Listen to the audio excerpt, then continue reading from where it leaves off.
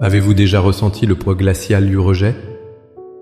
Cette sensation sourde dans la poitrine lorsque votre nom n'est pas appelé, lorsque votre idée est balayée d'un revers de main ou lorsque la porte se ferme là où vous espériez une ouverture. Vous vous êtes peut-être senti comme une pièce dépareillée, une pierre jugée inutile pour la construction en cours.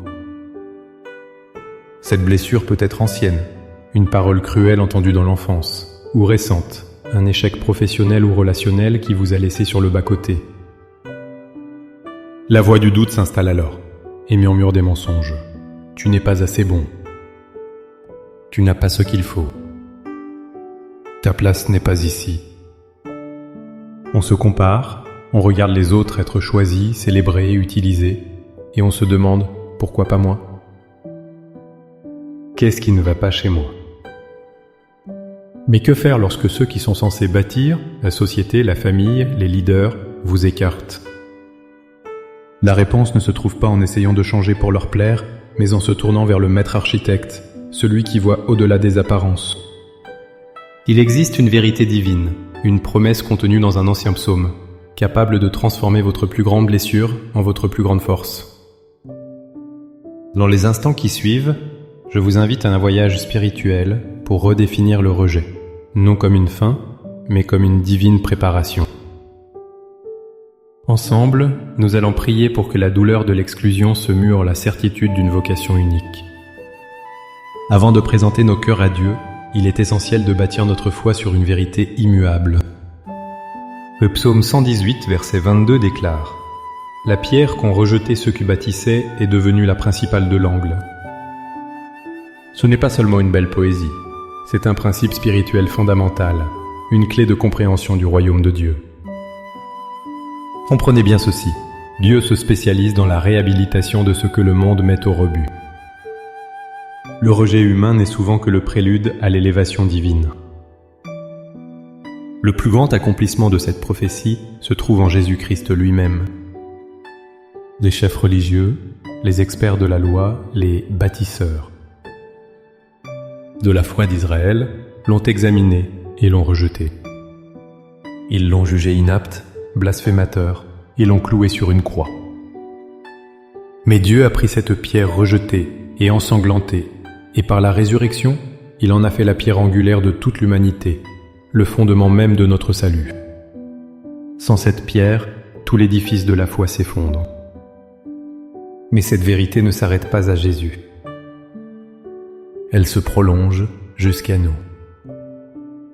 L'apôtre Pierre nous dit dans sa première épître que, nous aussi, en nous approchant de Christ, nous devenons des pierres vivantes pour former une maison spirituelle. Cela signifie que le même principe s'applique à nos vies. Lorsque le monde vous rejette à cause de votre foi, de votre intégrité, ou simplement parce qu'il ne voit pas la valeur que Dieu a placée en vous, il ne vous condamne pas à l'inutilité. Au contraire, il vous libère pour le plan de Dieu. Votre rejet peut être le processus par lequel Dieu vous taille et vous prépare à occuper une place essentielle et sur mesure dans son grand projet. Une place que personne d'autre ne peut occuper. Notre prière aujourd'hui n'est donc pas de supplier Dieu de nous rendre acceptables aux yeux du monde, mais de lui demander la foi de nous voir comme lui nous voit, une pierre précieuse, choisie, destinée à devenir fondamentale.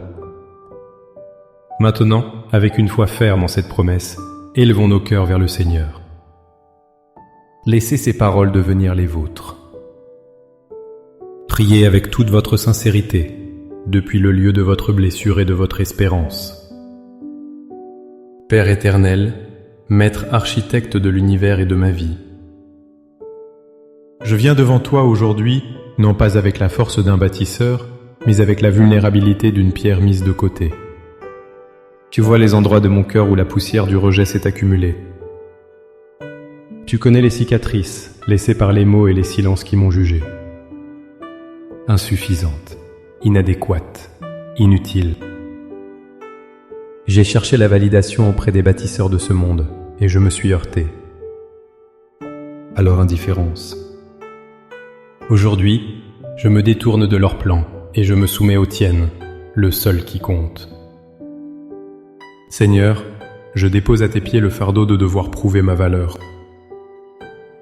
Je renonce à la voix du critique intérieur qui répète les mensonges du passé et me dit que je ne serai jamais assez.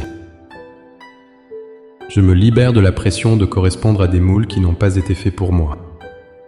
Je pardonne, par ta force, à ceux qui m'ont rejeté, non parce qu'ils le méritent, mais parce que je refuse de rester enchaîné.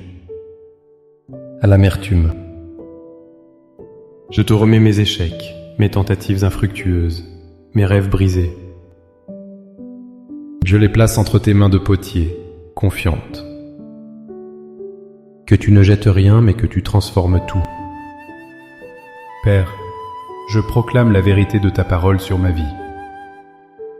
Je proclame que si le monde me rejette, toi, tu me choisis. Si les hommes me jugent sur mes faiblesses, tu me vois à travers le potentiel que tu as déposé en moi. Je proclame que Jésus-Christ est ma pierre angulaire. Ma valeur, mon identité et ma destinée sont scellées en lui, la pierre rejetée, devenue le fondement du salut. Parce que je suis en lui, le principe de la rédemption s'applique à moi. Je proclame que je ne suis pas un débris, mais une pierre vivante que tu façonnes pour ton édifice. Chaque épreuve, chaque rejet, chaque moment où j'ai été poli, par la friction de ce monde, n'était pas un accident, mais un acte délibéré de ta part pour me préparer à ma juste place.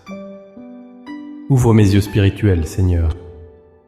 Montre-moi non pas le rejet, mais ta redirection.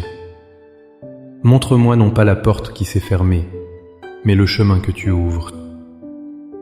Révèle-moi comment la solitude que j'ai ressentie était un temps de mise à part pour que tu puisses me parler.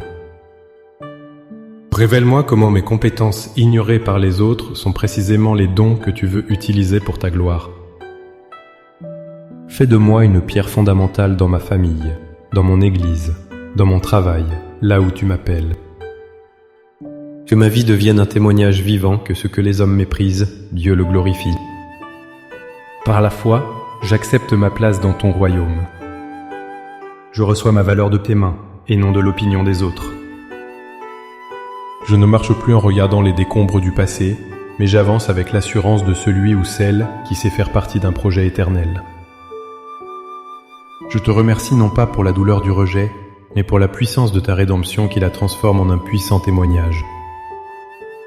Au nom de Jésus, la pierre angulaire vivante. Amen. Ce que vous venez de déclarer n'est pas qu'une simple prière, c'est une réorientation de votre âme. Le voyage pour voir le rejet à travers les yeux de Dieu est un cheminement quotidien. Chaque fois que vous sentirez cette vieille blessure, rappelez-vous cette vérité. Vous n'êtes pas mise.